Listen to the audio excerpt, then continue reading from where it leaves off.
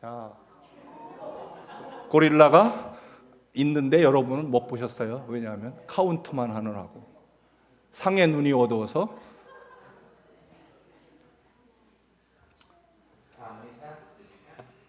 15번은 맞아요. 50는. 그러나 고릴라는 못 봅니다. 지난 주간에 우리는 그토록 치욕스럽고 고통스러운 십자가를 주님이 지셨죠. 그 극심한 고통과 또는 아픔, 그 십자가를 우리는 바라보면서 죽을 때까지 사랑하시는 주님, 절대로 우리를 포기하거나 우리를 버리지 않는, 어디까지 주님이 대신, 우리 대신 죽기까지, 죽어가면서까지 피를 쏟으며 그 피 마지막 한 방울 남김없이 다 우리에게 주실 때까지 하나님이 우리를 절대로 포기하지 않는다는 것입니다. 왜요? 우리를 사랑하시니까. 지난주에 말씀드렸습니다. 주님이 우리가 겨우 이만한 일로 절망하거나 실망할 것 같으면 주님이 십자가를 지시지도 않으셨을 것이다. 그 말은 우리는 내 대신 생명을 바치고 그 극심한 고통과 아픔과 모욕과 멸시에 십자가를 마지막 피까지 다 남김없이 쏟으며 우리를 살리기 위해 죽으신 주님의 그 십자가의 죽으심까지, 그 사랑 앞에, 우리 살리려고 대신 죽으시는 그 주님의 사랑 앞에 우리는 절망해서는 안 되는 겁니다. 원망해서는 안 된다라고 하는 것입니다. 그렇게까지 우리를 사랑하십니다. 우리의 죄악이 도대체 얼마나 크고 얼마나 더러우면 그것을, 그 죄값을 갚을 길이 없고, 그리고 그 더러운 죄를 씻을 길이 없어서 그 거룩하시고 존귀하신 하나님이 아들을 대신 우리의 죄값으로 내어주시고 우리의 죄를 갚아주시고 우리의 죄를 깨끗이 씻으셨다는 것입니다. 여러분, 미국에서는 보석제도라는 게 있습니다. 베일이죠, 베일. 그래서 죄를 지으면 일단 불구속으로 있다가 재판을 받으러 오라고 하는데, 혹시 도망갈지 모르니까 죄의 그 크기에 따라서 보석금을, 베일을 매기죠. 그래서 조그만 죄는 $10,000짜리 돈을, 벌금을 맡기고 일단 구치소에서 내보내주죠. 그리고 나중에 재판을 받으러 와야 되는데 혹시 도망가 버리면 그 $10,000를 국가가 벌금으로 갖게 되는 거죠. 죄가 크면 얼마로 될까요? 죄가 크면 클수록 그 보석금이 올라가죠. 그래서 $10,000,000도 됩니다. 얼마 전에 우리 뉴욕에 우리 어떤 동포가 세금을 탈루했다고 보석금이 $10,000,000를 내야 되는 그런 중한 그런 보석금이 있더라고요. 여러분, 말씀드렸습니다.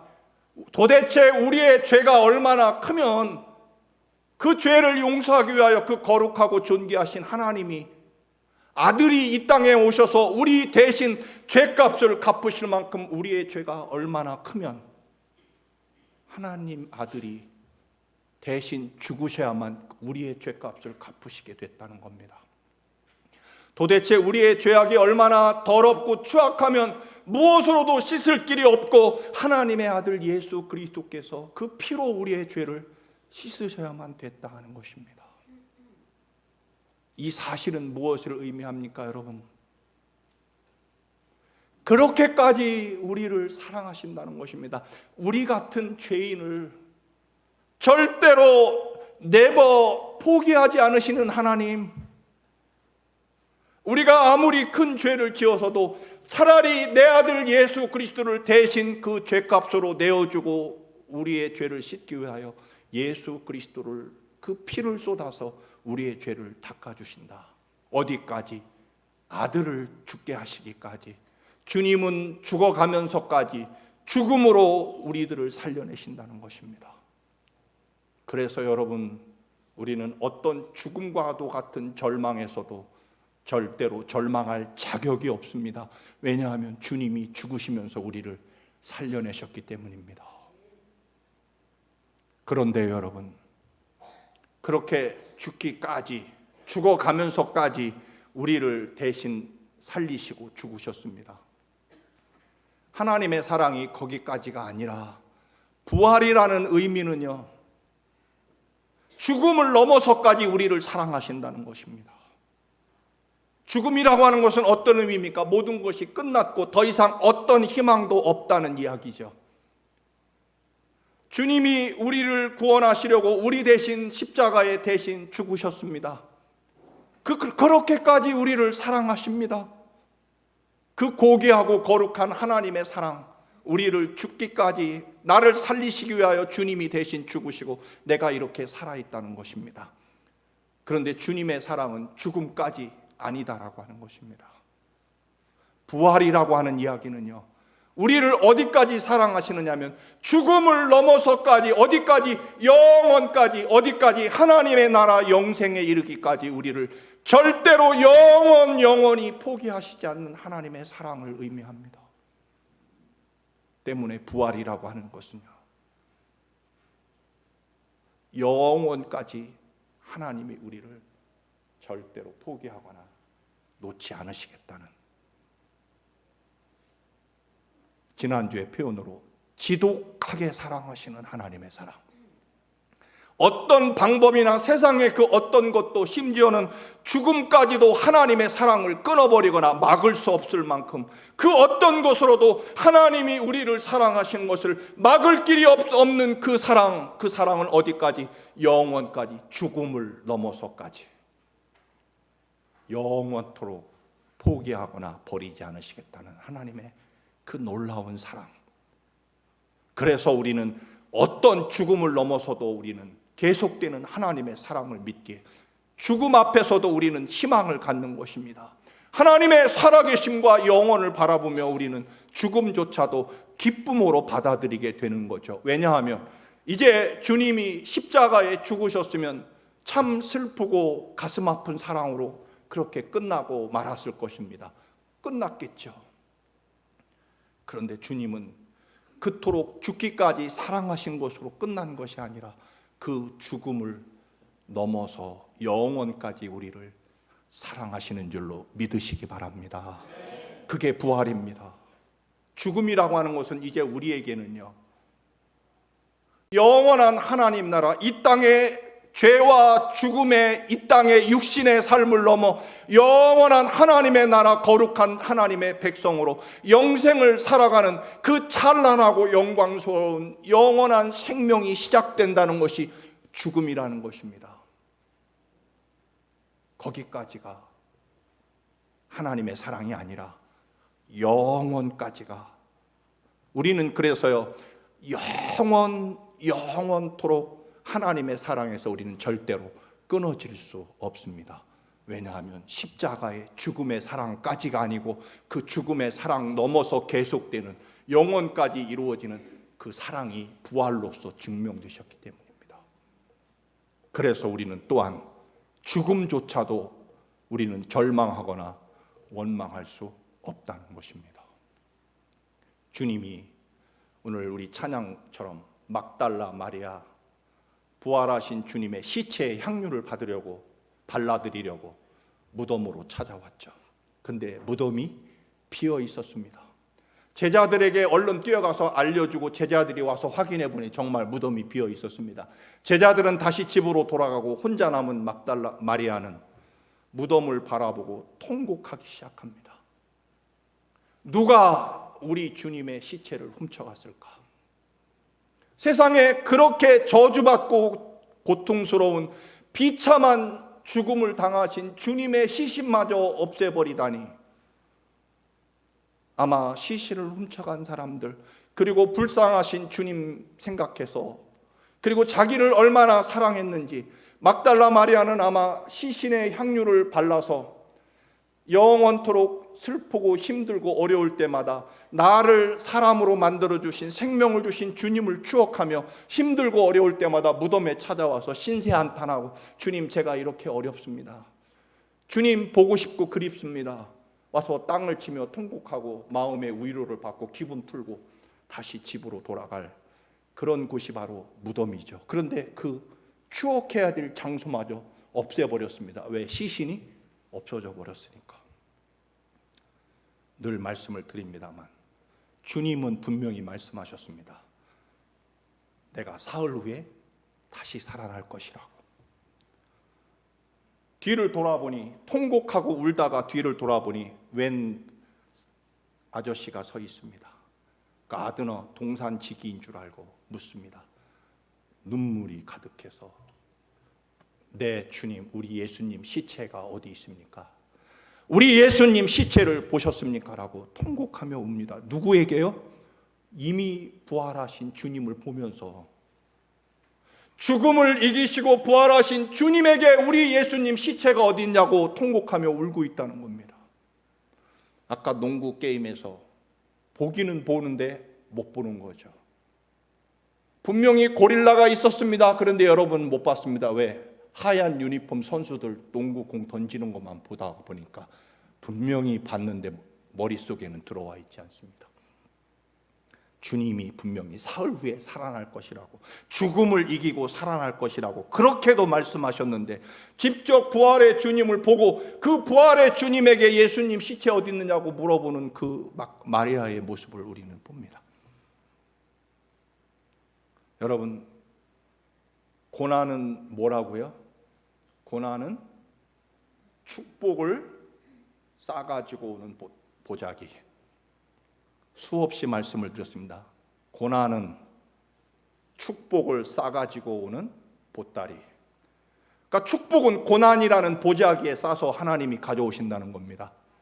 믿습니까? 다른 말로 고난은 축복의 보물상자. 하나님의 축복은 고난이라는 상자를 담아가지고 축복을, 고난이라는 상자에 복을 담아가지고 오신다. 여러분, 이 말씀을 모르는 분 없습니다. 그러면 어떻게 해야 될까요? 극심한 고난, 심지어는 죽음의 고난에 처해도 우리는 뭐 해야 돼요? 감사하고 기뻐하고 할렐루야 찬양해야죠. 주님이 그렇게 말씀하셨으니까. 그러면 여러분, 정말로 감당하기 어려운 고난과 절망에 처했을 때, 아, 하나님은 드디어 이 고난의 보따리에 복을 담아가지고 오시는 모양이다. 감사합니다. 아멘. 주님을 믿습니다라고 여러분 찬양하십니까? 찬양하시기를 축원합니다. 막달라 마리아가 주님이 내가 죽은 후에 사흘 만에 부활할 것이다, 무덤이 비어 있으면 어떻게 생각해야 됩니까? 아, 주님이 그렇게 말씀하시더니 무덤이 비어있네? 주님이 살아 계신 모양이다. 어디 가셨을까? 이게 믿음 아닙니까, 여러분? 그런데 내가 사흘 후에 부활할 것이라는 것은 귓전으로도 안 듣습니다. 왜? 죽은 자가 다시 살아나는 것은 우리의 이 머릿속에 든 생각과 경험에는 있을 수 없으니까 부활의 주님을 직접 보고 부활하신 주님에게 주님 시체를 어디 있는지 알려달라는 겁니다. 이 기가 막힌 믿음의 삶이 오늘 이 시대를 살아가는 우리에게도 있습니다. 여러분, 부활이라고 하는 것은요, 참으로 위대한 희망과 이 세상에 절대로 그 어떤 절망도 우리에게는 있어서는 안 된다는 것입니다. 왜냐하면 죽음을 넘어서 영원까지 계속되는 하나님의 사랑이기 때문입니다. 사랑하는 성도 여러분, 언제나 우리는 약속을 보시기를 축원합니다. 귀에 못이 박히도록 요셉이 형들의 억울한 누명을 쓰고 팔려갔습니다. 근데 요셉은 언제나 고백합니다. 뭐라고요? 하나님이 우리 민족을 구원하시려고 나를 앞서서 먼저 보내셨다. 팔려간 게 맞는데 고백은 뭐라고 합니까? 하나님이 나를 보내셨다. 여러분, 그거 모르는 분 계십니까? 그러면 우리는 이 땅을 살아가면서 부활의 주님에 대한 희망과 기쁨을 간직하고 있다면, 오늘 부활의 찬양, 위대한 찬양을 드린 찬양대라면, 우리가 억울하고 원통하고 힘든 고난에 처했을 때 우리는 뭐라고 고백해야 돼요? 하나님이 나에게 위대한 역사를 이루려고 지금 나를 고난의 장소에 보내고 계신다. 나를 억울한 자리에 처하게 한 것이 아니라 하나님이 나를 지금 하나님의 위대한 역사와 고난의 자리에 나를 보내고 계신다라고 고백해야 되는 거 아닙니까? 그게 부활신앙입니다. 그렇게 하라고 우리에게 그런 희망과 위대한 축복을 고백하라고 주님이 죽음을 이기시고 부활하신 거죠. 여러분, 이 땅에 죽음만큼 불가능하고 극복할 수 없는 완벽한 절망이라는 게 죽음이라는 단어 아닙니까? 어디에서요? 사람에게서. 주님은요, 그 죽음을 넘어서 하나님의 위대한 역사와 생명으로 우리에게 영원까지 우리를 사랑하신다는 것을 보여주신 거죠. 이 부활의 신앙이 여러분의 믿음이 되시기를 바랍니다. 내가 믿는 하나님이 아닙니다. 여러분, 언젠가 TV에 보니까 불교 석가모니 부처님 사리, 그것도 진신사리라는 말을 붙이더라고요. 진짜 석가모니를 이제 돌아가셔서 화장을 하고 남은 그 시신에서 뭉쳐진 그 유리알 같은 걸 사리라고 하지 않습니까? 돌을 많이 닦은 사람들에게만 나타난다는 사리. 그거 보려면은요, 우리 그 불교 신자들은요, 정말 엄청나게 기다려야 되고, 그냥 볼 수 있겠습니까? 아니에요. 뭘 해야 돼요? 시주를 해야 됩니다. 진신사리를 보려면 엄청난 시주를 해야 돼요. 뭔데요, 그게? 죽은 시신에 나온 잔해물인데 엄청난 시주를 하고 그 죽은 뼈를 봐야 됩니다. 그런데 여러분, 우리 예수님 무덤에서 마리아가 원하는 대로 시체가, 그가 간절히 통곡하며 바라는 대로 시체가 무덤 속에 있었다면 우리는 큰일이죠. 여러분, 내 뜻대로 되면 큰일 날 때가 많습니다. 아버지 하나님의 뜻대로 되심을 기뻐하시기를 축원합니다. 내 뜻대로 되면, 마리아가 가슴을 치며 통곡하며 심지어는 부활의 주님을 알아보지 못하고 부활하신 주님에게 쫓아가서 우리 예수님 시체가 어디 있는지 좀 알려달라고 애원하는 이 믿음이 있어서는 안 된다라고 하는 것입니다. 죽음을 넘어서 부활하시겠다고 말씀하신 주님의 말씀대로 이루어진 것입니다. 뭘 보면요, 빈 무덤을 보면, 거기에 뼈라도 하나 있다면 우리 기독교는 그날로 끝납니다. 아무것도 없고 세마포만 있어야 우리 기독교는 희망이 있는 거죠. 사랑하는 성도 여러분, 모든 것이 다 사라진 것 같은 무덤, 그런 여러분의 삶에 처할지라도 부활로 새 생명을 시작하고 새로운 위대한 축복과 영광을 시작하는 주님을 믿고 감사하시기를 축원합니다. 그 부활의 믿음대로 영원한 하나님의 위대한 축복이 결코 여러분에게 끊어지지 않을 것입니다. 무덤, 빈 무덤에서 하나님의 위대한 역사를 보시는 우리 청암교회 또 여러분이 되시기를 주님의 이름으로 축원합니다. 아멘. 기도하시겠습니다.